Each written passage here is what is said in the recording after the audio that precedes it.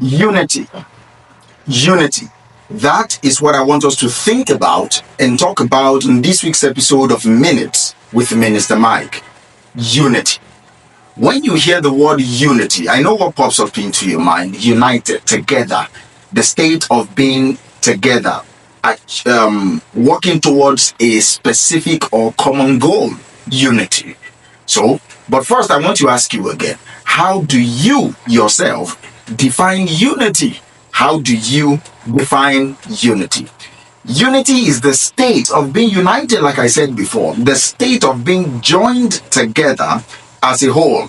Different part, different humanity coming together as a whole towards a common goal. It's about coming together in harmony and connection with other people. So this week, as you go about your daily activities, as you will go about your weekly activities, weekly goals, weekly objective, I want to ask you, who are you going to join together with in harmony to achieve a common objective? Maybe at work. Who are you going to work intimately with for you to be able to achieve your target? Who are you going to work? How many people, 1, 2, 3, 4, are you going to gather together to work together for you people to be able to achieve your common objective, for you to be able to succeed in this life? Yes, you can go fast alone, but when you have people, you go farther.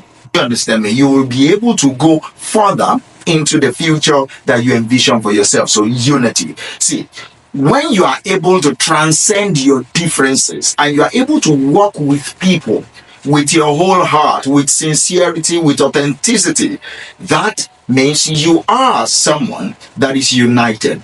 We have our differences. The way you talk is different from the way other people talk. Your opinions are going to be different from other people's opinion. But when you are able to drop your prejudices, when you are able to drop your biases and work together with people to be able to achieve the base objective, then you can say you are someone that is united. You can say you are someone that is unified. So let us talk about some few things. Number one, you need to know that for you to be a united person, for you to work together with people in unity, you must believe that there is strength in diversity. You must have this belief within you that the difference that you see in other people should bring you guys together. It should make you guys strong. That is the belief that there is strength in diversity. Unity does not mean conformity. Please, you need to understand that unity and uniformity are different things. Unity and conformity are totally different. So because you are united doesn't mean you all must behave the same way.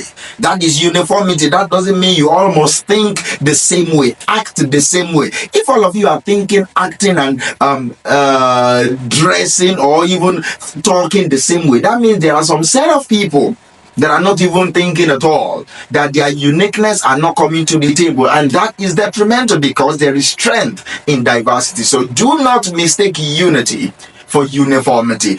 Unity celebrates diversity. So if you want to know someone that is really given to unity, see how they celebrate different people. See how they celebrate different tribes. See how they celebrate different cultures. See how they celebrate different opinions. They might not agree with the opinion, but at least they give the opinion chance to be heard. Another thing is the commonality of purpose and commonality of cause. When you talk about unity, the main focus is purpose and the cause.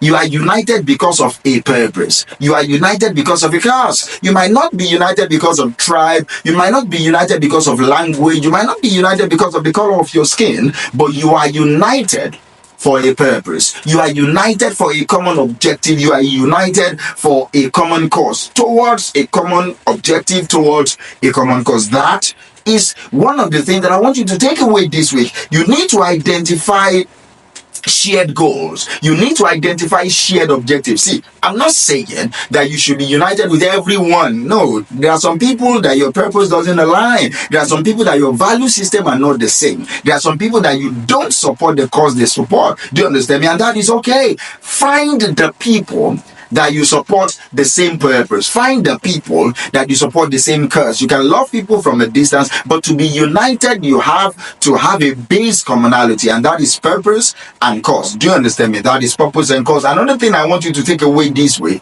is that for you to be united with people that you work with people that you are in a relationship with your siblings, with your parents, with your friends, with your acquaintances, you need to be an empathetic person.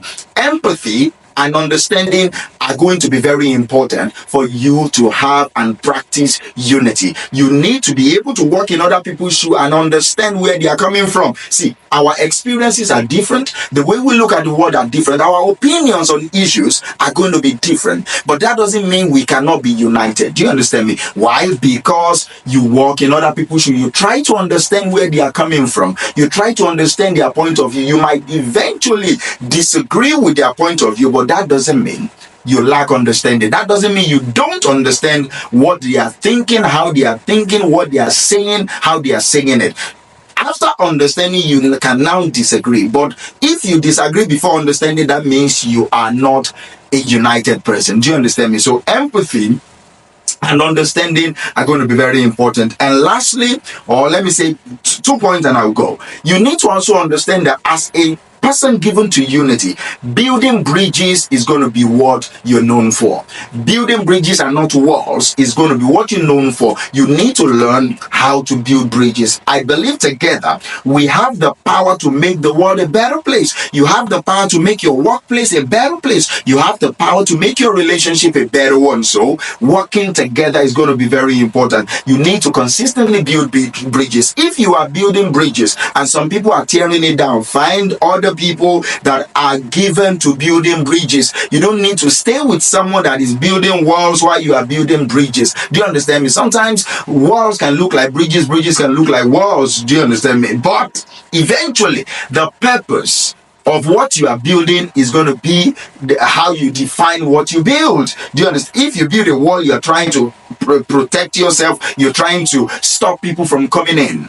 But if you build bridges, that means you want people to travel from one point to another. Do you get it? So it's important for you to know that as a unity-oriented person, as someone that is given to unity, as someone that wants people to be united, you build bridges and not walls. And finally, sustaining unity for long-term success is not a day job. All right, unity is not a one-time effort. It's not something that you do now and boom, you are united. It is something that you must keep doing. You must keep doing it until the end of life, I believe. Because today some people want to go with you, tomorrow they don't want to go with you again. Do you understand? So it's important for you to go this week and ask yourself, how am I going to work in harmony with everybody that I see? How am I going to work in harmony with everybody that I have privilege to work with? My team members, my partner, how am I going to work in unity with them? Unity. Thank you, and I will talk to you next week. Bye for now.